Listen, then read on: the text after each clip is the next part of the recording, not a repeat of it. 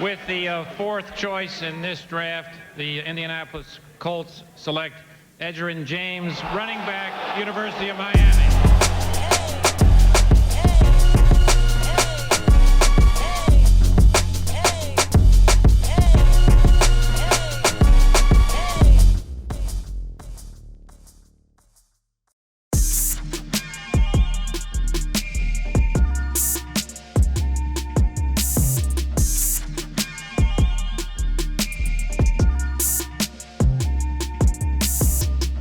Draft day, like, I was never worried, you know. It was like, I'm in a situation where I can't lose. You know, I'm coming from a position of not having, and all I gotta do is get selected, and now my whole world changes.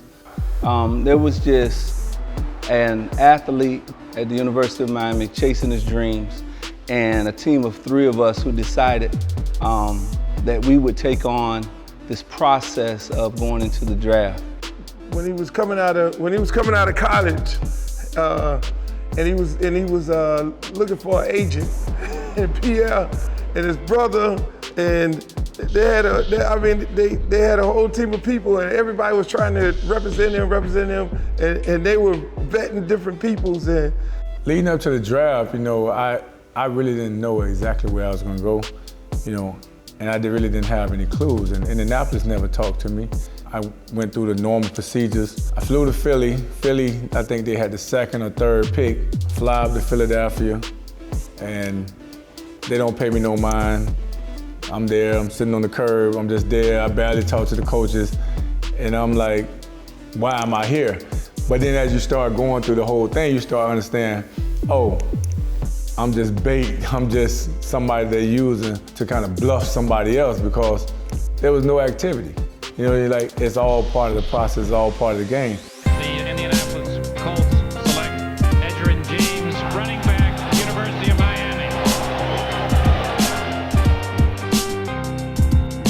A lot of people were surprised that, you know, you went before Ricky Williams. You know, what do you have to say to that? Well, it was just a matter of somebody having enough guts to really pull the trigger. From that moment on, you know, it's like everything took off from that day. You know, it's like life was just kind of going at its own pace. From that phone call, everything picked up, everything went to going full speed. And it's just amazing how you can be sitting there, being on one side, and then after one phone call, you're in a whole nother world. And he was like, you know, EJ is always a businessman, and so what was real funny about that was the fact that he damn near wanted to represent himself. You know, he's like, look, I'm gonna take my family and my brother and everybody, and you know, and we just gonna do this ourselves. And then it was, you know, that was, you know, that's just him. That was, to me, that was funny and that was unique. You know, you go through the draft process. You know, there's a traditional way that you do things, and I wasn't in agreement with the traditional way. You know, this is part of the game that you're not even really thinking about because all you're trying to do is play ball. And then you start seeing that there's new people starting to pop up, and they're nice, or they're so giving. And so that was part of the whole process with me saying, okay, yeah, now you got to get an agent. You know, and I'm like, I'm not really too fond of that, you know, and it's like, why? You know?